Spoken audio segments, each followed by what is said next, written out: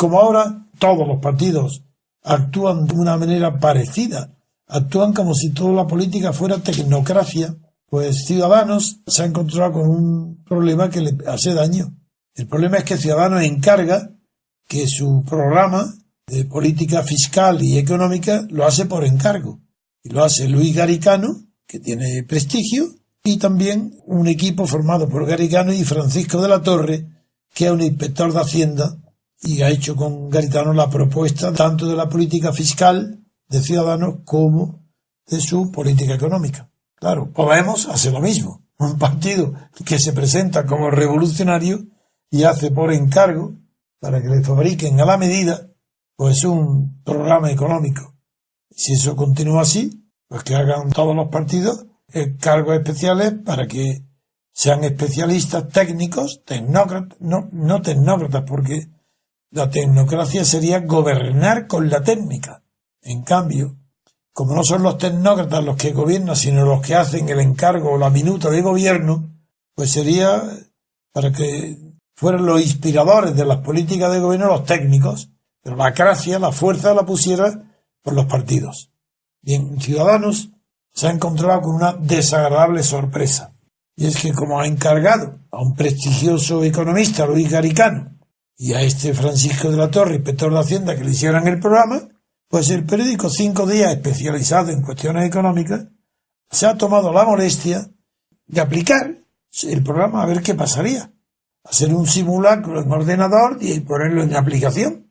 Y el periódico 5 Días descubre que el modelo de IRPF, el impuesto de la renta de las personas físicas, ese modelo, al aplicarlo, ha revelado que la reforma del impuesto contenido en la propuesta fabricada por Garicano para Ciudadanos y por Francisco de la Torre supondría un aumento fiscal para los contribuyentes solteros y sin hijos, con ingresos entre 16 y 19 euros.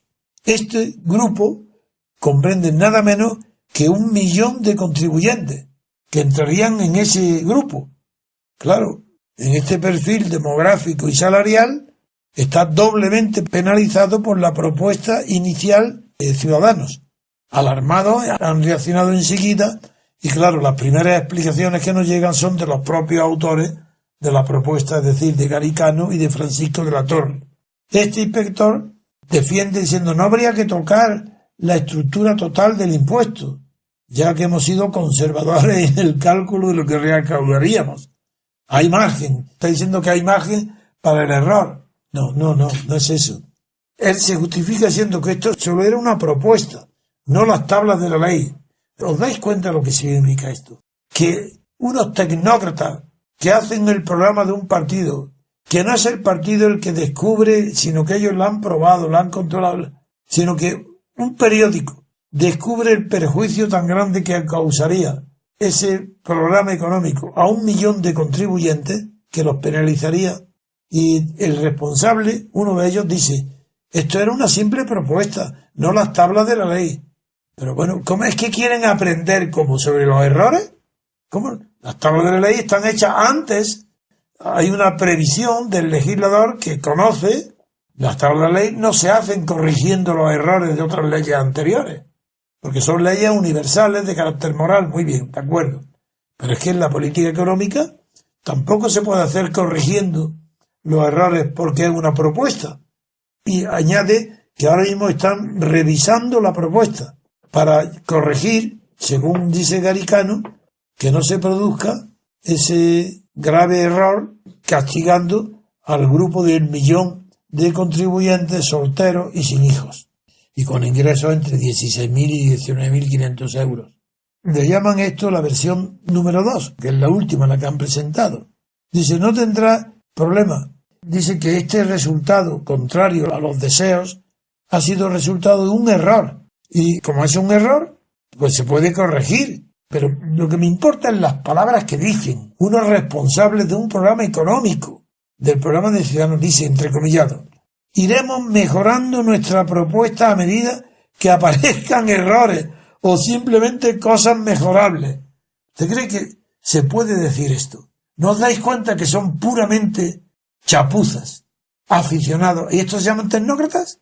¿Cómo puede ser un técnico o tecnócrata alguien que haga una propuesta, contenga errores y dice, iremos mejorando nuestra propuesta a medida que aparezcan errores o simplemente cosas mejorables? Ciudadanos que pueden estar en el gobierno.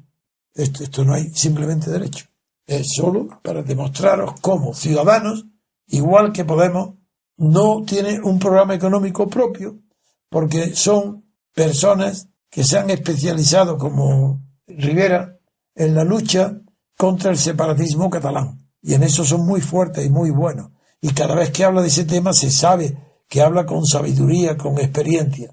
Y de repente, porque tiene éxito, porque ha disminuido la presión separatista en Cataluña, porque decide por ambición de poder presentarse fuera de Cataluña, por ambición de poder, sí, nada más, porque la política no tiene otra explicación.